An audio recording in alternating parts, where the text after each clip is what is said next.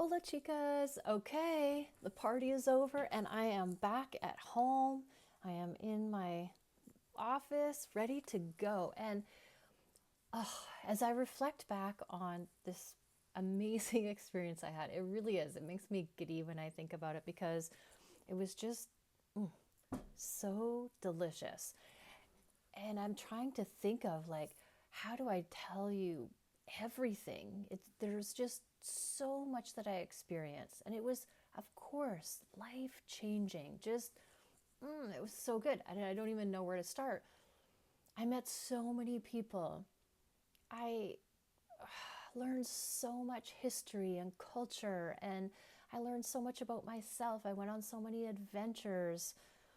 I learned new skills. It just was just so amazing. And I would highly encourage anybody who's listening who is on the fence about going and traveling on their own or going and traveling in general to just be like, yes, you need to do this. This is the thing that you should do. I love traveling on my own. I really do because I am very spontaneous. When I went to Spain, I just bought a one-way ticket because I didn't know where I was going to end up and where I was going to fly home from. And I love that kind of adventure. To me, that is what traveling is all about, what life is all about. That's not might not be for everybody. You might not want to travel solo. It's not a problem. I just want to encourage you to, if it's one of your dreams or on your list to go and travel, go and do it. Make it happen in whatever form that looks like for you. If you want to go on a tour with other people, go for it. If you want to go by yourself, go for it. Like, just do it. This is the time in our lives that's meant for exploring and adventure because we're done with our kids. We're good with them. And we have all of this, life experience, and we have money because we've been working our whole lives. And our physical body allows us, is like, yes, now's the time when you can go. I swear, I bought brand new runners before I left, like runners for tennis and that, and I wore them out. Not only because I was playing tennis all the time, but I walked everywhere. I saw all the sights. I was taking the bus. I was riding bikes. I was walking. My runners, I just wore them down to the ground. So I was like, damn, this was such a good adventure because my runners are done. But I just want to encourage you for whatever that looks like for you. Yes, do it. Like, don't let anything stand in your way. If something comes up, some kind of resistance, know that that's just fear. It's your brain going, don't do it, you could die. Like, remember, our brain is designed to keep us safe, to avoid pain, and to seek pleasure.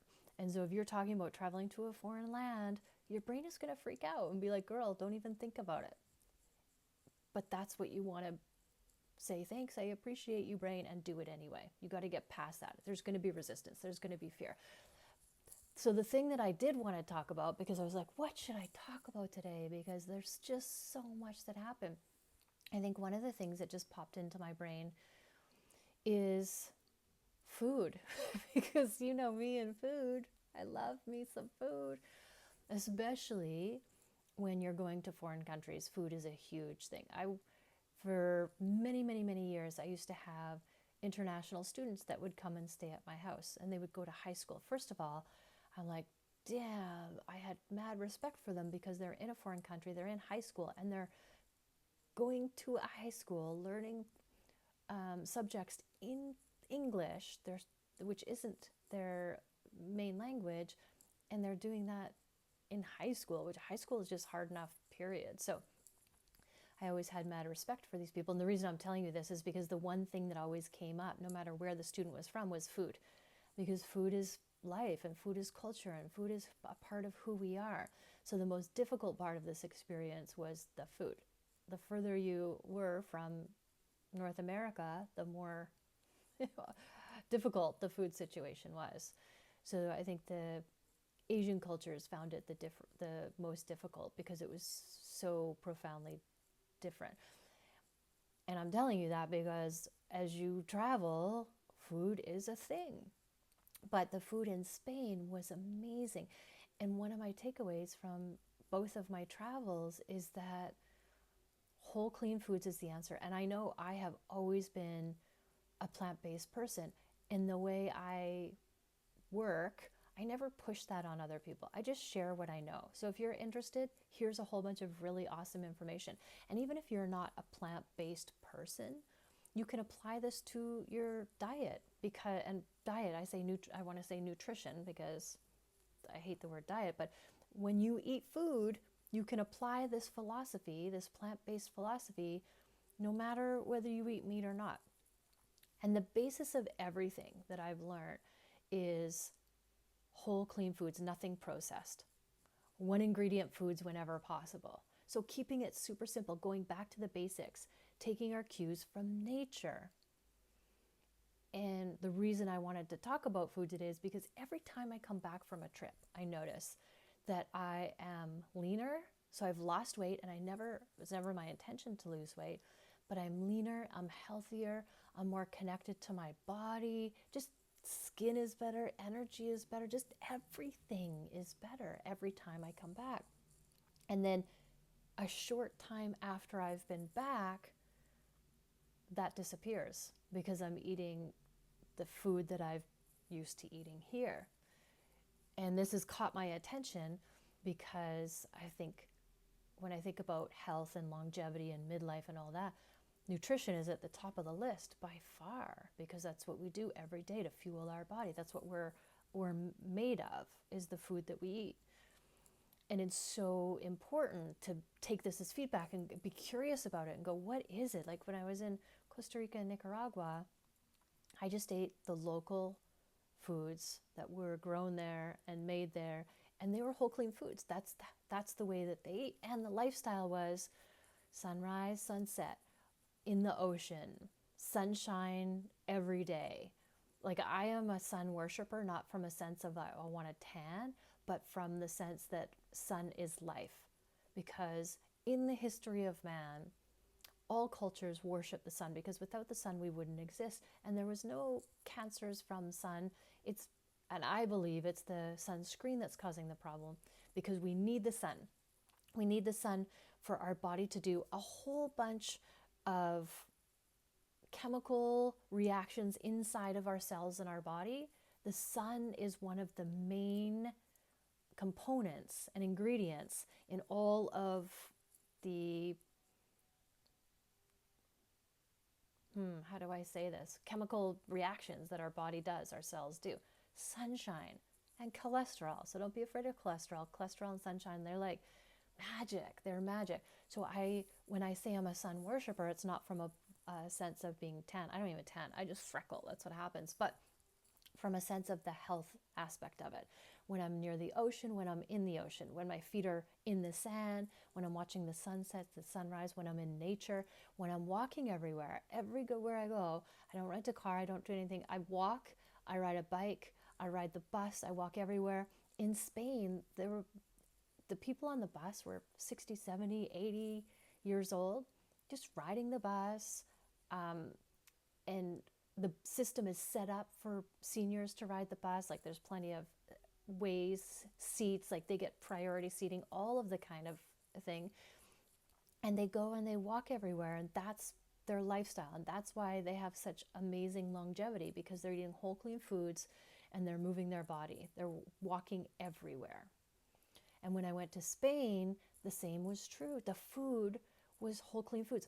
Oh, the difference about Spain, though, is just like, oh, God, my heart, because I'm taken back to I just have this memory, this knowing of walking through the streets, smelling the fresh baked bread and the seafood, and oh, it's so good.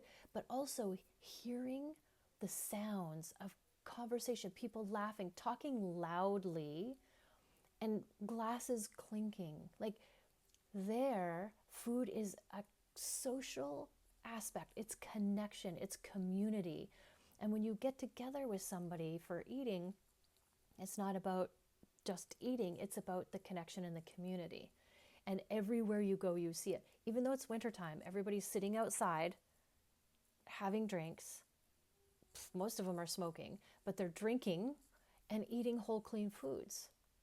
And that's what makes it such a game changer for your health and wellness in general is that it's a social community connection thing. And I just totally, love, love, love that.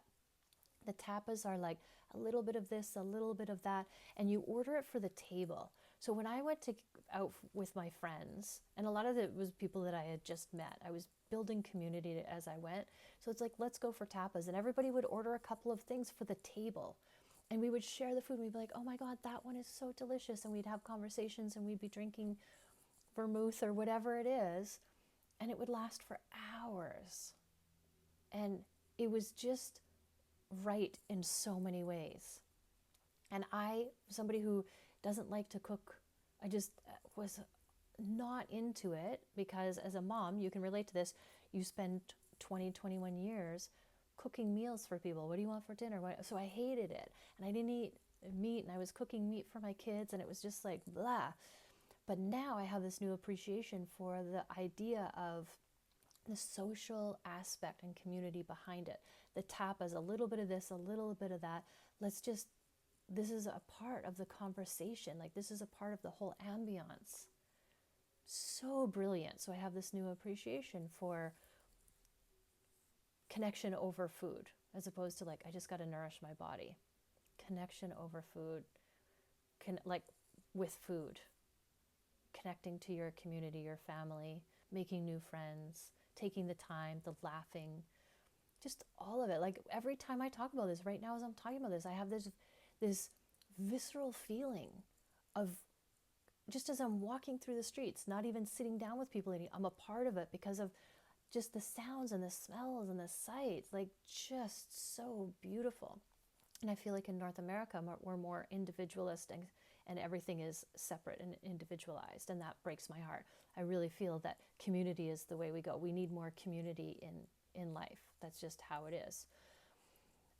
And the reason I wanted to tell you about this is because growing up, I was always plant-based. Like, I've been plant-based for forever. And I've raised my kids to I've taught them about what I know about nutrition and the body and health and energy and all that. And I've provided, the healthiest food that I could. I've let them make their own choices. And when I cooked for them, I made meat for them, but red meat, like I hadn't had red meat in 37 years because it just grossed me out. When I was 18, I'm like, gross. So I never made it. But I would make chicken and fish. And so my kids ate a lot of chicken growing up because that's all I knew how to cook. I didn't even know how to cook red meat. If I wanted to cook red meat, I would have to ask my mom, and it would always be horrible. And I just didn't know how to do it. So when my kids turned a certain age, I turned to them and said, can I stop momming you? Like, can you guys, cook your own food now and stuff? Because also I want them to have these skills, to learn these skills, to take care of themselves. Because I really feel, especially as young men, their responsibility is to take care of themselves. It's not anybody else's job except for themselves. I taught them how to do their laundry when they were 7, and they do all their own things, and now they're learning how to cook to take care of themselves, because that's their job. It's not a woman's job to take care of them. So it's their job to take care of themselves. And so I'm like, can I stop cooking for you guys? Because I just hated it. I liked when we were together. We would always sit together. There was never phones at the table. It was always conversation, deep conversations, not just how was your day, just like what's the meaning of life and how does the brain work, and like just really deep connections over dinner. And so they took on this task of cooking for themselves and discovering what kind of foods they like, and doing all the research, being like the health nut that I am. They kind of were around that. So they did a lot of investigating, and they decided that full carnivore was the way to go. Like, meat is the way to go. And as they investigated more and more, they're like, full carnivore, like meat is the answer. And I'm like, hey, you do whatever works for you because you've done the research. And I believe that every human is different. And what works for one person won't work for the other. And the way we know what works for us is by listening to our bodies. If you have a desire for eating meat, then that's your body telling you that you need to eat meat.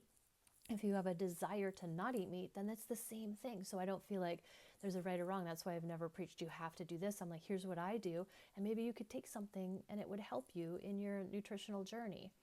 But after this whole experience, I just was more opened up to different ways of eating. And I love to experiment with my body. So when I was a personal trainer for a gajillion years, I would always try the different diets, fads, study, try it, and do it on myself, and then decide, you know, really experience it so I could offer it to people, to certain people, and tell them about it. And so I decided when I came back, I was just going to do something different, and I was going to start eating meat again because of my kids. Like, they're so pro carnivore. I'm like, yeah, I need to do something different anyway. I believe every once in a while we got to shake things up. And so I decided that I would go on. Now, I'm not going to call it a carnivore diet because it's more animal based. So eating meat, I had a steak for the first time in 37 years, and it was hard for me to mentally wrap my brain around eating it.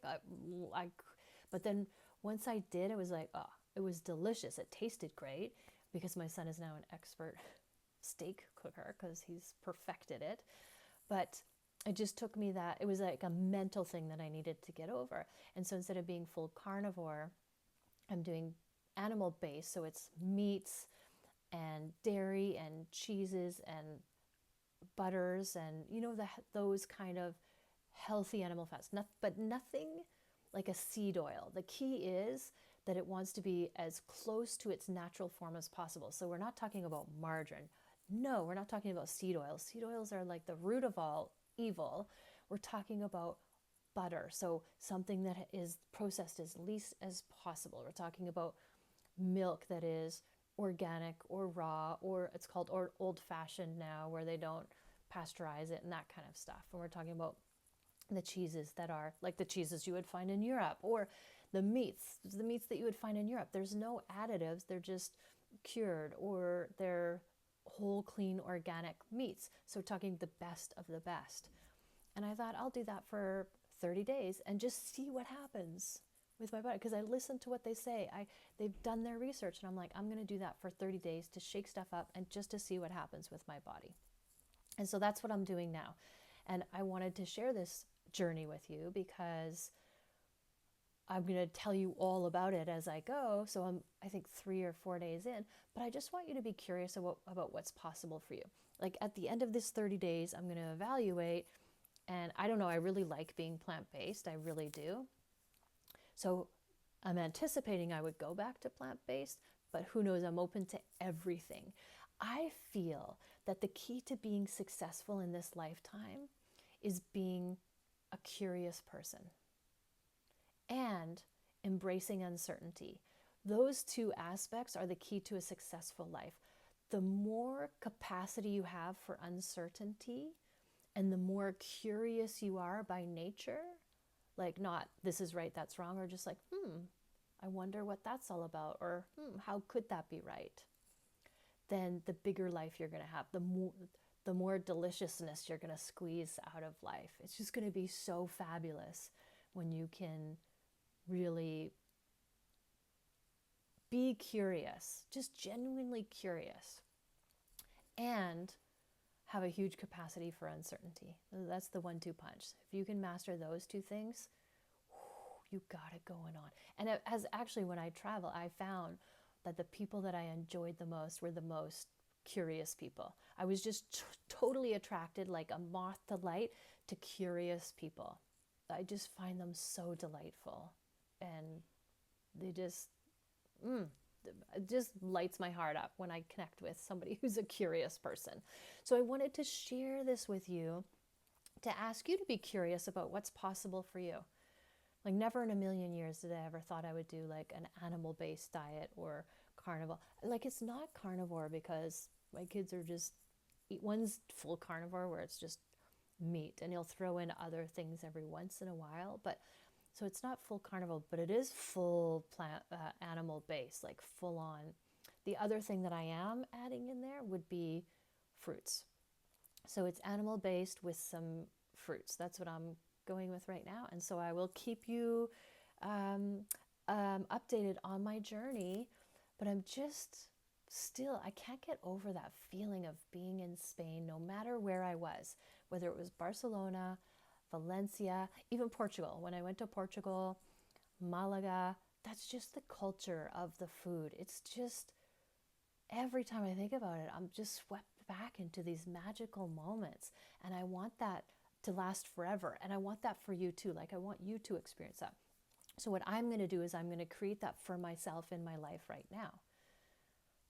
And I'm going to just run with it, because it just feels, this is a big life change for me, like creating connection over food and community, and just, I don't even know how to explain it. Like, it's just a feeling that I get in every fiber of my being when I think about it. And I wish that for every single person. So what's next for you? How can you take this and apply it to yourself? What could you create for yourself? How could you be curious about you and your life, and what could be different? How could it be better? What could you change? What could you try? What could you incorporate? Because remember, all of this is made up. All of this stuff is made up, and you are the one that gets to make it up. So in this moment right here, you can totally try something new and change it. And if it works for you, yes. And if it doesn't, just throw it to the side and try something different, because I'm here for all of it. My life just got even more bigger and more fabulous than I ever thought possible because of this change in mindset. And I wanted to share it and offer it to you, and see what magic you can create for yourself with this kind of thinking. As always, thank you for listening. Always, always, always love yourself first, and have an amazing day.